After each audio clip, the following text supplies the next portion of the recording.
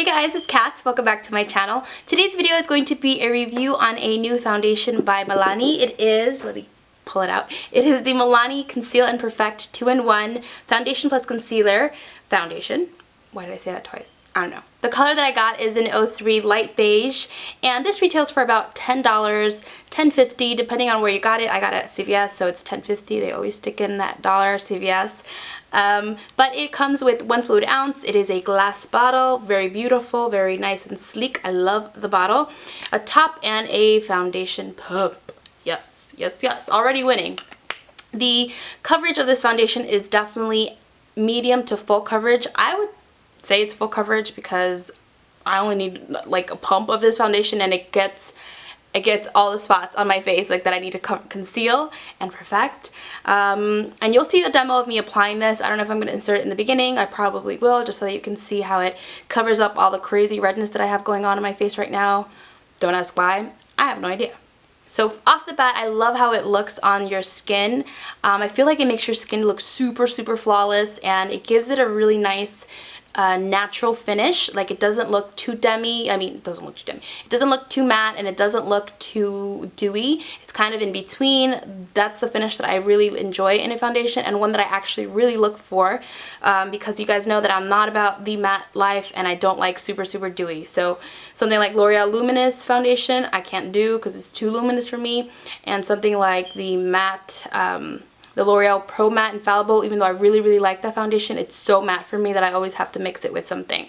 So this is kind of in the middle, but it has super, super good coverage, which at the drugstore, I mean, that's incredible. I really like it. The things about the foundation that are a little bit iffy are the longevity of the foundation. I definitely think this foundation starts to break down within the 4 to 5 hour period for me. I can definitely start to see shininess, yeah, on my face. Like, my face starts to look shiny and I have to blot, which never really happens with me, but I definitely can see where I get shiny on my T-zone. So I just, you know, blot my face once, and then I'm pretty good to go for the next 4 to 5 hours. So that's something to consider about the foundation. If you're oily, you might want to consider it. I definitely still would think about getting the foundation even if you're oily, just because the coverage is so great.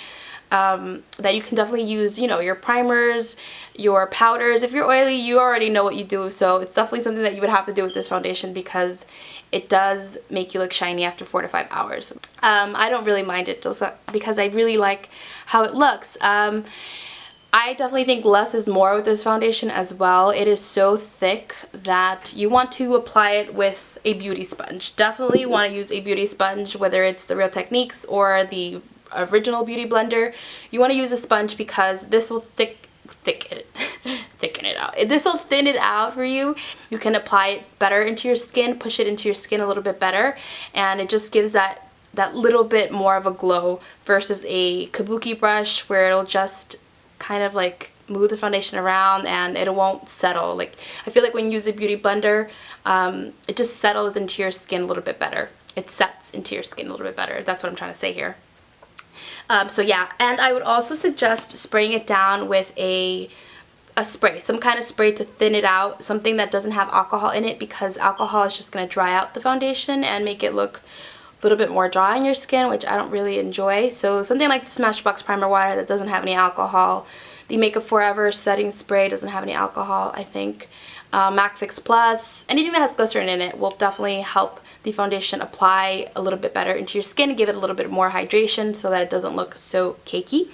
I didn't set the foundation today, and I haven't really been setting it just because I like the finish of it. I like that it's in between, like I said, a matte and a dewy finish. So I just leave it as is, and I just go in with my powders and everything else, and I don't find that it makes my bronzer look blotchy or my blush look blotchy. So that's something I really like with the foundation as well.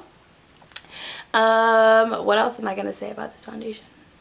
I don't know. I'm just very impressed with this foundation. I think this is probably Milani's first liquid foundation, if I'm not mistaken. I definitely know that they have a powder foundation, and I've seen some of their foundation like a compact, but I've never really been interested in trying those just because I'm not a fan of those kind of foundations. But this one, I think they did a pretty good job. It's definitely very pigmented. If I had to compare it to a high-end foundation, I would compare it to the Kat Von D Lock It Tattoo foundation in the way that it's really, really thick. Like, look at that. It's super, super thick. And it's so densely pigmented that you don't need a lot of foundation. But yeah, the way that they say that you can use it as a concealer, you probably can. I wouldn't do it just because, I don't know, I like to use a different kind of concealer underneath my eyes, something that's a little bit more thin. But yeah, you can definitely try to use this as a concealer and see how that works out for you. But I think that it looks beautiful in pictures. I think it photographs amazing. I love, love, love how it looks in pictures. Then I've worn it out and used flash on it and everything, and it just looks really good. And it doesn't oxidize on my skin either, so I really enjoy that as well. The color selection wasn't the absolute best for me. I actually only saw like 5 or 6 shades at the drugstore, even though they advertise that they have, I think, about 14, something like that. About 14 shades, I think, but I only saw like 8. I don't know if it's because people had already, you know, taken all the other colors, but 3 just seemed the best fit for me, even though I think it's a little bit light for me. That I could have gone with 4, but 4 looked really, really pink.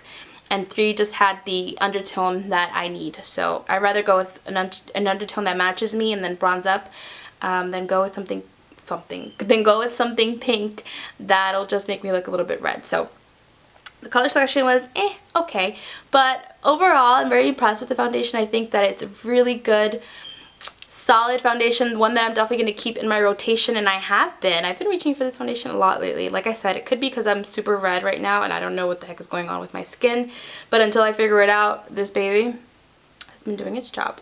I'm very impressed. Really like it, Milani. So anyway, that's going to be it for this video. Let me know if you've tried this foundation and what your thoughts are, and if you have any tips to share with us, please leave them down below. And yeah, I hope that you're having a great day. Thank you guys so much for watching, and I'll catch you in the next video. Bye guys.